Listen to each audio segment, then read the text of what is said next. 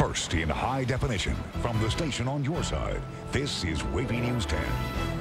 Officers and crew of the USS George H.W. Bush, man our ship and bring her to life. An historic day for Hampton Roads and the United States military. Thousands, including the president and his father, gathered in Norfolk for a ceremony that embodies our traditions of naval excellence and local shipbuilding. We begin our coverage with 10 on your side's Carrie Fury, who is pierside for the USS George H.W. Bush commissioning. Man our ship and bring her to life. On the day his daughter ordered the crew aboard the newest aircraft carrier in the Navy for the first time, its namesake said he would do it all over again. I wish I was sitting right out there with you, ready to start the adventures of my naval aviation career all over.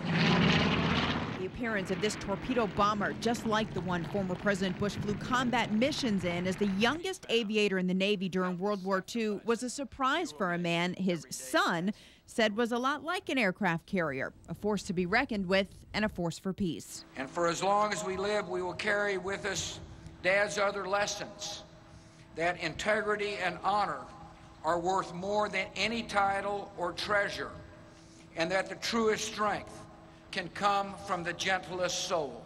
Not forgotten were the builders, welders, pipe fitters, designers, and scientists who've made sure this ship can live up to its promise to represent and to be freedom at work. We are men and women who come from all walks of life with different dreams and diverse skills, yet we share a single vision: to build the finest military ships in the world. And the chief of naval operations said they've done it again, and the nation's grateful. While we do not know exactly what the future holds, we can be sure that USS George H.W. Bush will provide commanders-in-chief for the next 5 decades with options to respond in ways that no other nation can.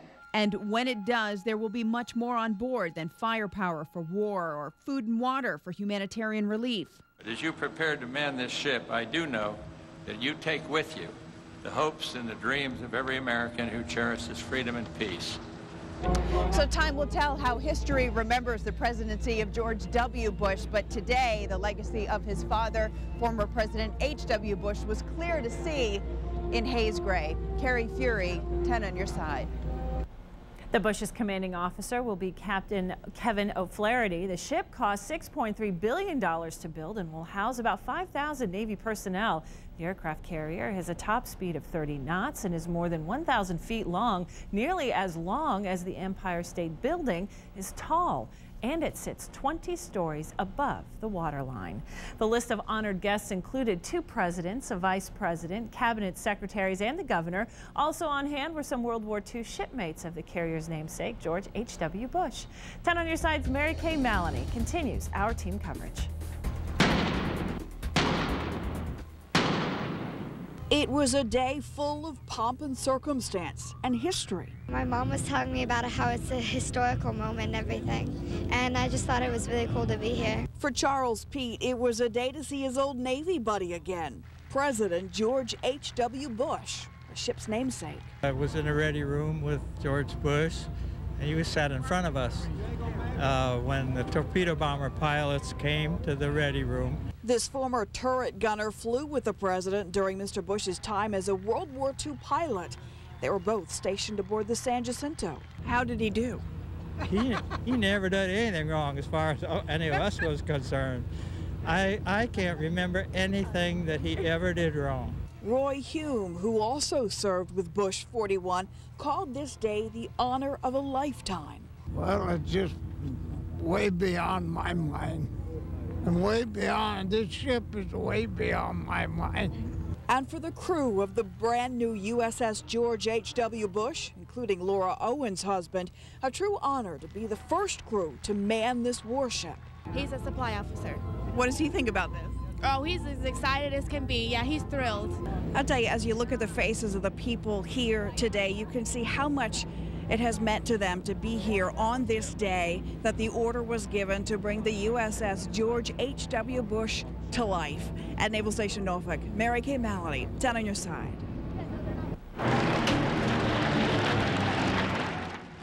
Of all of the poignant moments during today's ceremony, perhaps none honored George H.W. Bush's remarkable naval career better than this. A TMB Avenger flew over the ceremony. It's the same type of plane he flew during World War II. 10 on your side's Tom Marks rode along as the aircraft paid tribute to the former president and the carrier that bears his name. You get that one Zeus on the one side? Yeah. It's a 1943 Grumman Avenger, TBM. My name's Don Anklin. I work for the Fighter Factory in Suffolk, which is a division of the Aviation Museum. My job is to test fly them and make sure that they get, all the pilots get qualified to fly to the air shows, where they go to demonstrate what they can do and what they did do in the old days. In the Second World War, George Bush flew TBM Avengers like this. Matter of fact, he had an unfortunate incident in the South Pacific where he was shot down in his TBM Avenger.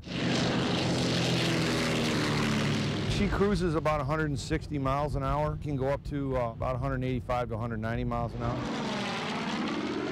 You copy Avenger on station. Okay, you picked a nice day, sir. Thanks for the weather. We're honoring the commissioning of the George Herbert Walker Bush aircraft carrier. They're commissioning it today, and we're doing a flyover in his honor.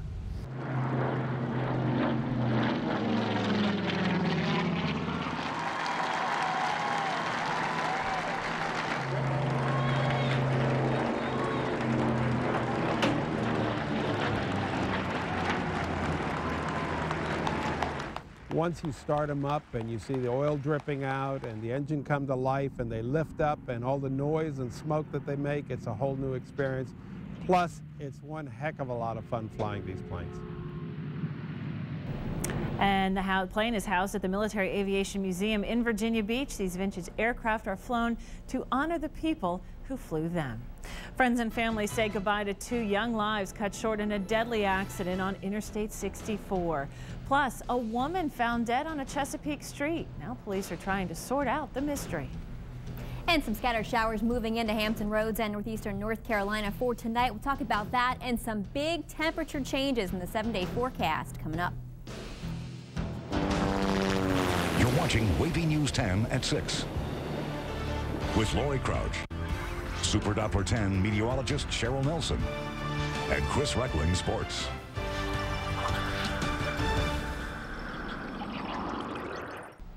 A young couple killed Monday night in a single vehicle accident were laid to rest today. 20-year-old Jimmy Roberson and 18-year-old Brianne Mohan died when the car they were in went off the road and hit a tree. The two were dedicated cheerleaders who planned a future in the sport. Hundreds of mourners traveled to both funeral services to honor their friends. She was just a very powerful and awesome woman of God.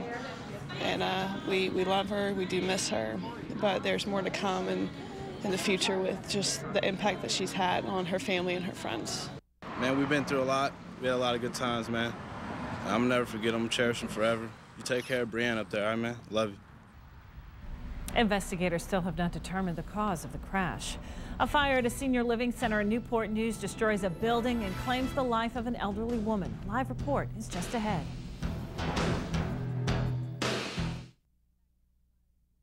Back now with the fire that killed an 84-year-old woman in Newport News this morning. The flames broke out just before 10 at the Berkeley Village apartment complex on Ruvalis Circle near the Big Bethel Reservoir. 10 on your side's Oren Lieberman joins us from the scene. Oren, I imagine a very sad day for this entire community. A very, very sad day. Family identified the victim here as 84-year-old Ruby Pearl Shelton. She was a friend to everybody here, and it's very hard to believe she's gone for these people here. The hole in the Berkeley Village apartment complex isn't nearly as big as the hole in Teresa Furman's heart. She just loved. I mean, she just loved people. Teresa and her husband sifted through the remains of this building, the home of Teresa's grandmother, 84-year-old Ruby Pearl Shelton. She'd been fighting through some medical issues, a stroke and eye problems, but still found ways to visit family. And she'd get sick, and then she had to slow down her visits and stuff, and then this happened. I don't understand this. I really don't. But for all the fire destroyed, it seemed like it couldn't touch Ruby Shelton's great loves. Flames singed the edges of her Bible, but most of the book, the words and the meaning, were untouched. There's not one person can say that there was ever even a little mean streak in her, because it wasn't. It just wasn't. Salvage down. Teresa pulled a photo out of the debris, showing us pictures of Ruby and her other great love, even if it was just an impersonator in the photos. Oh, she loved Elvis. Oh, she really loved Elvis. I can't tell you how much she just really loved him. Neighbors who saw the fire say Ruby Shelton was good to everyone, adding a smile and a bit of happiness wherever she went. In fact, maybe the only thing she was more generous with than laughter, her quilts she made for every member of her family. There's just so many nice things that, you know, can be said about her. The quilts, the pictures, and the memories will be a way to remember a woman who brought joy to everyone. Investigators are still working on finding out the cause of this fire. Lori? Oren Lieberman for us live in Newport News. Thanks. Police are working to identify a woman found dead in the South Norfolk section of Chesapeake. Just after 7, officers found a woman's body lying on the side of the road on Winfield Avenue. Now, police aren't sure how she died. Neighbors could only stand around and watch as detectives looked for a cause. It's a really sad situation. It hurts as far as you're living in, and that we've been out here for 2 years and everything. And to see a body laying on the ground on the road so where I live, it really hurts. Police say the woman's body was taken to the medical examiner's office for an autopsy. A Newport newsman has died following an officer-involved shooting in Norfolk. Last night, authorities say 30-year-old Kenji Danzy led police on a chase that started in Portsmouth and ended on Westminster Avenue, which is a dead-end street. Well, when police approached his car, they say he got into a fight with them. That's when officers say they were forced to fire. I took cover. When they started shooting, I ran. I had to get out the way. Danzy died this morning in the hospital. The injured Portsmouth police officer was taken to the hospital and should be okay. Now, in high definition, your Super Doppler 10 forecast with meteorologist Cheryl Nelson. Nice and mild today for many of us. Temperatures near 60 degrees outside right now, though. Scattered showers are moving into the area, mainly just some light rain showing up on live Super Doppler 10. This is all moving to the east. Let's zoom in a little bit closer. So some light rain now from Reedville over to Chincoteague down to Melfa, Gloucester, and Williamsburg as well. And some closer locations here heading over towards Kentucky Farms, Oyster Point. Again, Lightfoot, Williamsburg, you are seeing some showers at this time. And parts of the eastern shore, Onancock, Melfa, down to Exmoor as well. Again, just some light rain, all moving off to the east. And some scattered showers will be with us as we take you through the night tonight as a cold front advances to the east. Right now, that front is still back to our west, but take a look at all the snow to the north across parts of Pennsylvania, upstate New York, parts of New England, picking up 6 to 12 inches of snow in many spots up there. Winter storm warnings in effect for many of our friends in that neck of the woods. Around here, though, we're on the warm side. That means just some rain showers around here for tonight into the first part of tomorrow morning. Temperatures mild right now around here. The cold air is well up to our north and west. Eventually, though, this cold air will make it here, especially as we take you into the middle to latter part of next week. Temps right now, though, 61 in Franklin, 58 in Norfolk, 57 in Chesapeake, 52 in Melfa, and 54 in Williamsburg. Winds tonight coming in out of the south. Temperatures really won't drop much at all for tonight, holding in the 50s. Then for tomorrow, temperatures likely will fall during the day. So our forecast for tonight looks like this. Scattered showers around here, and then for tomorrow morning, some lingering showers, especially for parts of the south side, also northeastern North Carolina. As we take you throughout Sunday afternoon, though, the showers press out of here. By 3 o'clock, some clearing taking place, so a mix of clouds and sunshine for the second part of the day, but turning cooler as winds turn back into the north and temperatures dropping back into the 40s as we take you into Sunday afternoon. Then Sunday night into Monday right now looks quiet with sunshine and just a few fair weather clouds. For tonight, though, scattered showers becoming breezy, temperatures holding pretty steady in the 50s. Winds could gust, though, over 20 miles an hour for tonight. And then for tomorrow, morning showers and then some clearing, an early high of 51, but temperatures falling into the 40s throughout the second half of your day. 7-day forecast heading into Monday, partly cloudy, temperatures around 41, up to 47 on Tuesday. Lots of questions for Tuesday night. A storm off the coast. If that gets closer to us, could see a rain or snow shower. Right now, though, I'm just going to watch that. But then, Lori, by the end of the week, take a look at those temperatures. What you've been waiting for, Arctic blast coming in. With that, could see some flurries. Temperatures struggle to get above freezing. It will be nice because my 3-year-old son said to me today, when are we going to see snow? And I said, well, I have to ask Miss Cheryl when I get to work because he's taken to making rock angels in our neighbor's gravel driveways. No, and he's like, when are we going to see good. snow? So I'll tell him the end of the week. Big pattern change coming. All right, thanks, Cheryl. You're welcome. The college basketball heats up in the ACC and the CAA. The Hokies and Wahoos battle in Blacksburg. And could the ODU Monarchs steal one of George Mason? Find out next in sports.